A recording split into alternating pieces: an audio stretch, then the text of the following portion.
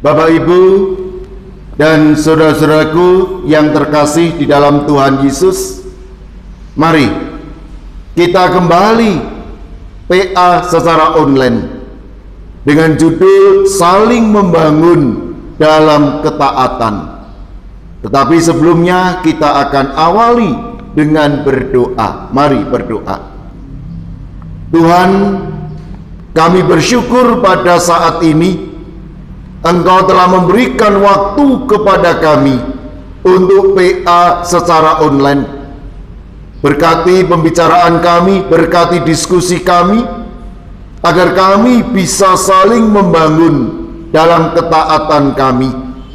Berkati apa yang kami bahas, sehingga apa yang kami terima menjadi sesuatu yang bisa kami lakukan dalam kehidupan kami. Di dalam nama Tuhan Yesus, kami serahkan pembicaraan kami di dalam PA saat ini. Amin. Bapak Ibu yang terkasih dalam Tuhan, tema kita adalah saling membangun dalam ketaatan.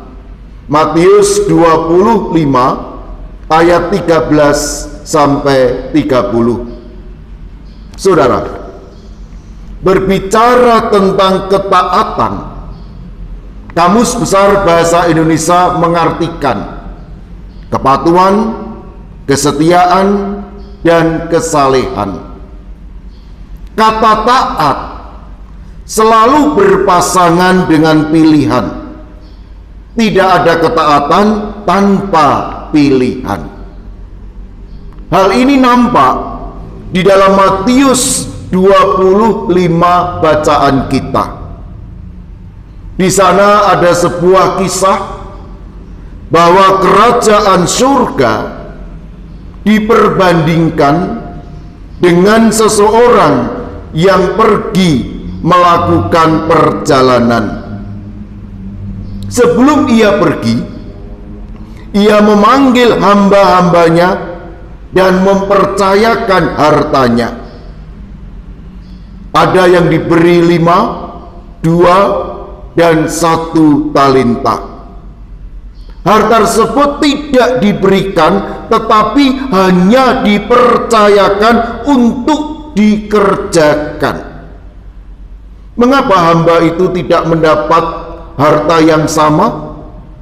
Sebab menurut Tuhan, masing-masing hamba diberi menurut kesanggupannya. Tuhan tersebut tahu bahwa si A ini sanggup mengelola 5, si B ini sanggup mengelola 2, dan si C hanya sanggup mengelola 1. Tetapi yang harus kita tahu, mereka mendapatkan 5, 2, dan 1 talenta.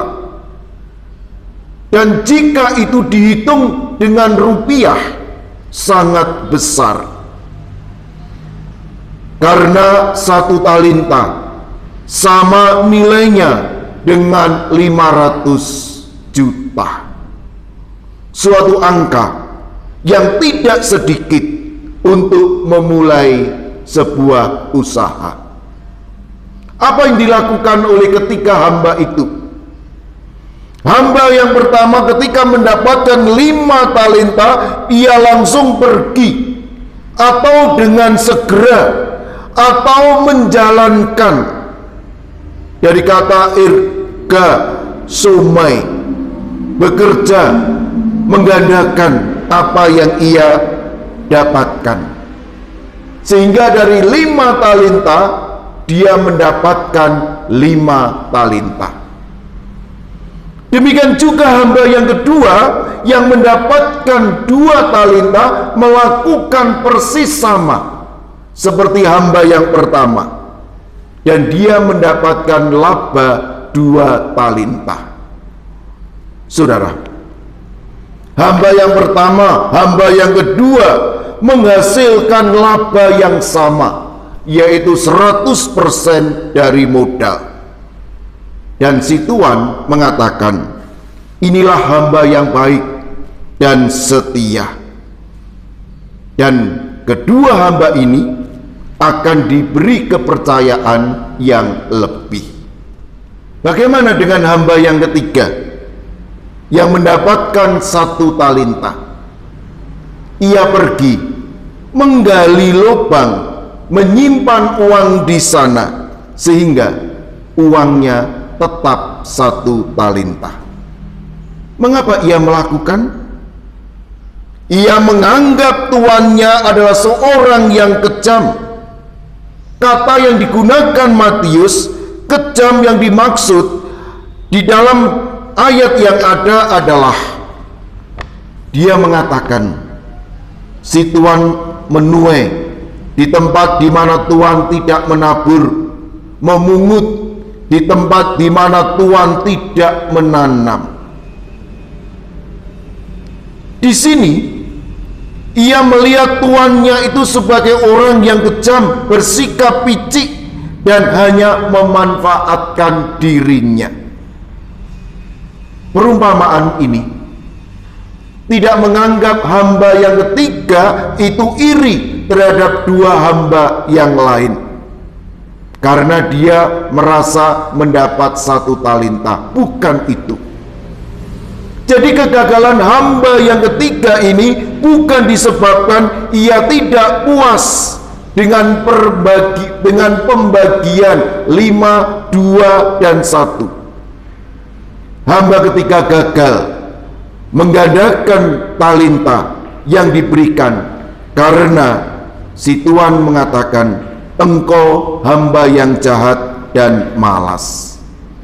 Hamba yang malas tidak dapat dipercaya, tidak mau memaksimalkan usaha.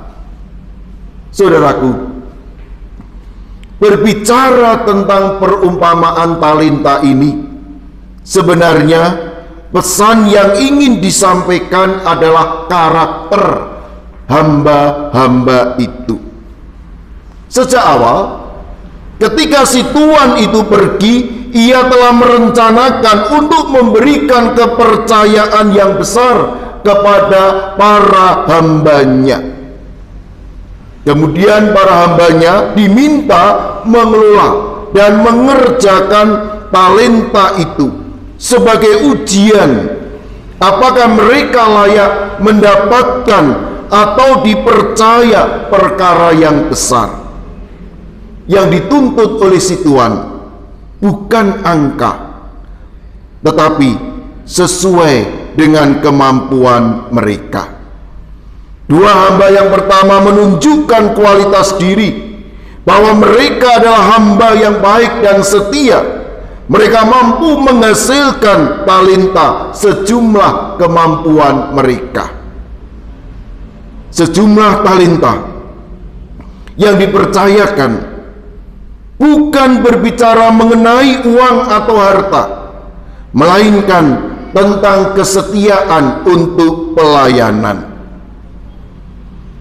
Pesan perumpamaan secara keseluruhan adalah berbuah dan bertanggung jawab. Saudaraku, perumpamaan ini mengajarkan kepada kita jika ketaatan kepada otoritas yang semestinya kita taati akan menghasilkan hidup yang baik. Dalam hal ini, taat pada kesepakatan yang sudah dibuat bersama. Bacaan ini mengajarkan kepada kita untuk belajar menghormati kesepakatan. Jika kita telah diberi talenta, jika kita telah diberi pelayanan, jika kita telah diberi tugas, sudah sepantasnya kita harus taat apapun resikonya. Mari saudara, kita akan masuk ke dalam diskusi saat ini. Silakan.